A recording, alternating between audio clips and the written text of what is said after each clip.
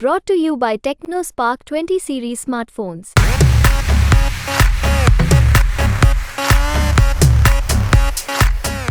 अब जब ये लोकलाइज इलेक्शन हो रहा है, देश भर की मैं बात कर रहा हूँ, सिर्फ उत्तर प्रदेश के लिए नहीं, तो कहीं न कहीं ये एक तरह से ऑपोज़िशन को एडवांटेज है और बीजेपी को डिसएडवांटेज है, ऐसा कह सकते हैं क्या?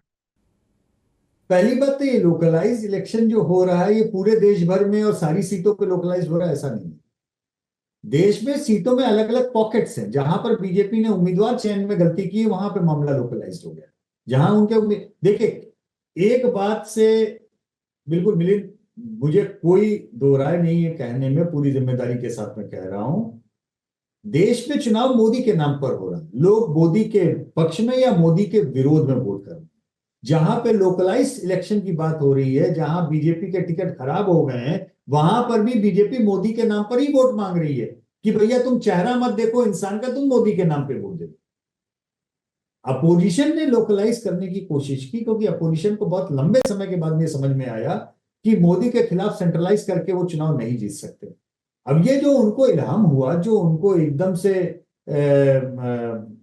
दिव्यवाणी आकाशवाणी आई कि नहीं ऐसे चुनाव लड़ो, ये बड़ी सही आई, लेकिन कब आई? जब आपने पौने 5 साल तक प्रधानमंत्री नरेंद्र मोदी के खिलाफ व्यक्तिगत आरोप प्रत्यारोप और उसी के ऊपर आपने अपनी राजनीति की, तब जाकर के अंत के कुछ महीने में आपको ये दिव्य ज्ञान प्राप्त हुआ कि ये लोकलाइज करने से खेल बन सकता है। तो लोकलाइज आपने किया, लोकलाइज भी वहां पे हो पा रहा है जहां पे बीजेपी के टिकट गलत बटे। कितने गलत बटे, कितनी जगह पे आप कर पाएंगे और कितनी जगह पे उसका लाभ उठा पाएंगे? तो बेसिकली गलत टिकटों पे लोकलाइजेशन को बीजेपी सेंट्रलाइज करने की कोशिश कर रही है, मोदी के धुआंधार प्रचार से और उनके आग्रह से कि आप गलत आदमी का भी मुंह मत देखो, आप मुझे वोट दे दो। उसका कितना असर पड़ेगा?